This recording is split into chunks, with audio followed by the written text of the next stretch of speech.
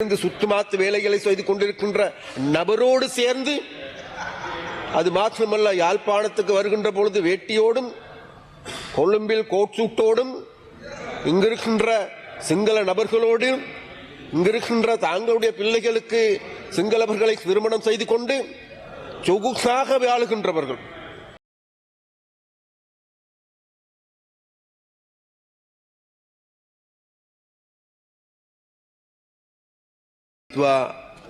புயலினால் ஏற்பட்ட நிலைமைகள், அதன் பொழுது அந்த நிலைமைகளின் கீழ் நாடு முகம் கொடுத்திருந்த நிலைமைகள், மக்கள் முகம் கொடுத்திருந்த நிலைமைகள், அப்ப அந்த நிலைமைகளில் இருந்து நாட்டையும் மக்களையும் மீட்டெடுக்க வேண்டிய தேவை இருந்தது.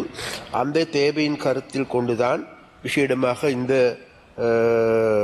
அவசர நிலைமைகள் நவம்பர் மாதம் 28ஆம் திகதி அமுலுக்கு வருகின்றது. மாகாணத்தை பிரதிநிதித்துவம் செய்கின்ற ஒரு சில பாராளுமன்ற உறுப்பினர்கள், ஒரு சிலர் அல்ல ஒருவர், அவர் இந்த பாராளுமன்றத்தில் இருந்து கொண்டு பாராளுமன்றத்தில் இருக்கின்ற சலுகைகளை பயன்படுத்தி கொண்டு மிகவும் மோசமான கருத்தியல்களை முன்வைக்கின்ற நபராக இருக்கின்றார். நாடு என்பது எங்களுக்கு எல்லோருக்குமே தெரியும். இந்த நாட்டில் தமிழ் மக்கள் என்பது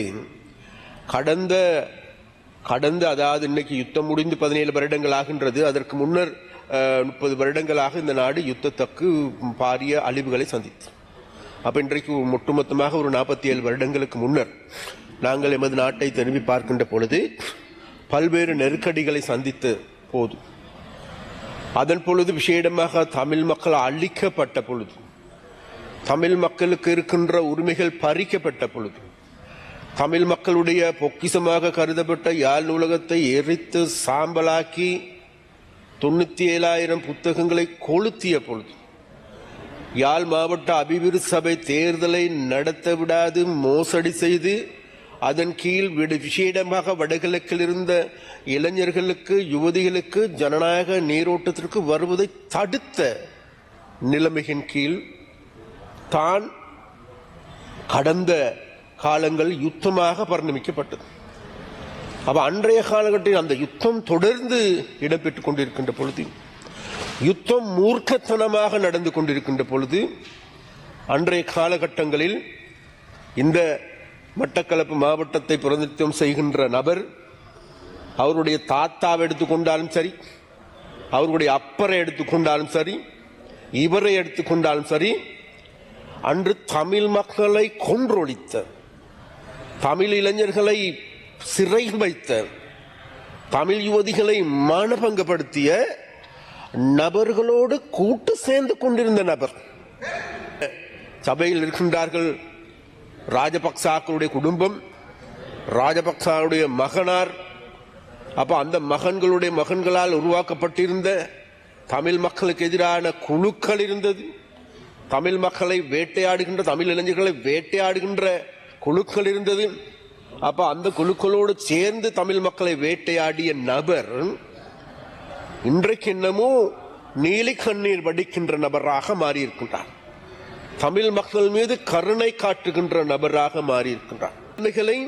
இந்த நிலைமைகளை தொடர்ந்து பேசுவதன் மூலமாக, மீண்டும் இந்த இனவெறியை தூண்டுவதன் மூலமாக தமிழ் மக்கள் மத்தியில் மீண்டும் அவர்களுடைய இருப்பை தக்க வச்சுக் கொள்ள முடியும். நான் சொல்லுகின்றேன், முடியாது.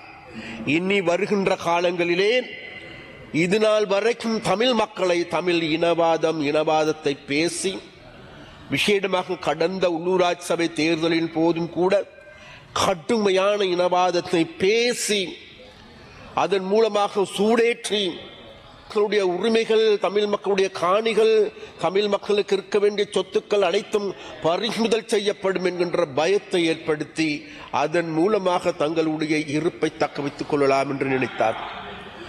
ஆனால் இன்று எங்களுக்கு எல்லோருக்குமே தெரியும், அன்று இருந்த யாழ்ப்பாணமோ, அன்று இருந்த மட்டக்களப்போ, அன்று இருந்த அம்பாறை மாவட்டமோ, அன்று இருந்த திருகோணமலையோ இன்று இல்லை.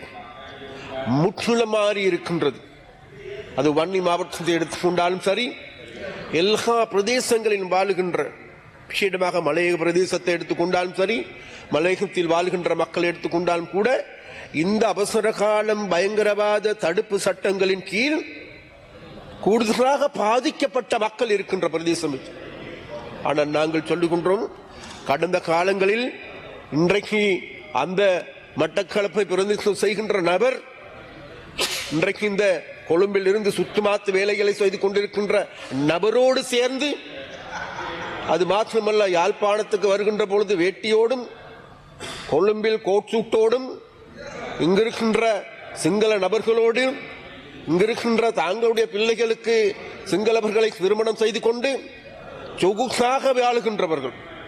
ஆனால் அங்கு சென்று மீண்டும் இந்த நாட்டில் தமிழ் மக்கள் மத்தியில் இன்ன வெறியை தூண்டுகின்ற, வெறியாட்டம் ஆடுகின்ற இந்த சுத்துமாத்துக்களுக்கும் இந்த மட்டக்களப்பை பிரதிநிதித்துவம் செய்கின்ற நபர்களுக்கும் உங்களுடைய வெறித்தனம், உங்களுடைய கபட நாடகம் இனியும் செல்லுபடியாகாது என்பதை நாங்கள் கூறிக்கொள்ள விரும்புகின்றோம்.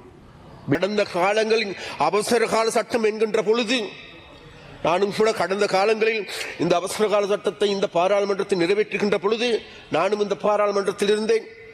விசேடமாக செல்வம் அடைக்கலநாதன் அவர்களும் கூட இந்த பாராளுமன்றத்தில் இருந்தோம். நாங்கள் எல்லோருமே சேர்ந்து எதிர்த்தோம், உண்மை. ஆனால் ஒவ்வொரு முறையும் இந்த பாராளுமன்றத்தில் அதை நிறைவேற்றியதன் பிறகு எங்களுடைய ராதாகிருஷ்ணன் அவர்களுக்கும் கூட தெரியும், நிறைவேற்றியதன் பிறகு மறுநாள் முதல் இந்த நாட்டில் தமிழ் இளைஞர்கள் வேட்டையாடப்படுவதே காரணமாக இருந்தது. வேட்டையாடப்பட்டார்கள். தமிழ் இளைஞர்கள், யுவதிகள் மானபங்கப்படுத்தப்பட்டார்கள். விசேடமாக கிழக்கு மாகாணத்தில் எல்லோராலும் பேசப்பட்ட ஒரு பெண் தான் கோணேஸ்வரி. கோணேஸ்வரியின் கொலை என்பது படு மோசமான கொலை. அந்த கொலையை செய்த பாவிகளோடு இன்றைக்கு இந்த மட்டக்களப்பை பிரதிநிதித்துவம் செய்கின்ற நபர் இருந்து கொண்டு எங்கள் மீது, எங்களுடைய அரசாங்கத்தின் மீது சேறுகளை பூசலாம் என்று நினைக்கின்றார். அதே போன்று விசேடமாக யாழ்ப்பாணத்தை எடுத்து பார்க்கின்ற பொழுதும் கூட அங்கு கோணேஸ்வரி என்ற பொழுது எங்களுடைய பிரதேசத்தில் கிருசாந்தி குமாரசாமி அவர்கள் படுகொலை செய்தது மாத்திரமல்ல, அவர்கள் சித்திரவதை செய்தது மாத்திரமல்ல, அவருடைய குடும்பத்தோட கூண்டோடு அழித்த அந்த நபர்களோடு சேர்ந்து கொண்டிருந்த, அந்த கட்சிகளில் அங்கம் வகித்த, அந்த கட்சிகளில் பிரதான புள்ளியாக இருந்த நபர் இன்றைக்கு இங்கு வந்து தமிழ் மக்களுக்கு குரல் கொடுப்பதாக கூறுகின்றார்.